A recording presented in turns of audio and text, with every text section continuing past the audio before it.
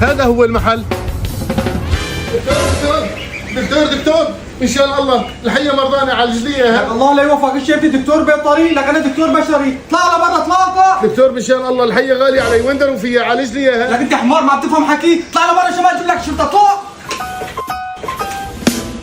لك يا دكتور الارض مرضان ما بعرف الصابون. لك انت شو عم بصير معكم؟ لك انا دكتور بشري ماني دكتور بيطري، اطلع لبرا ولا.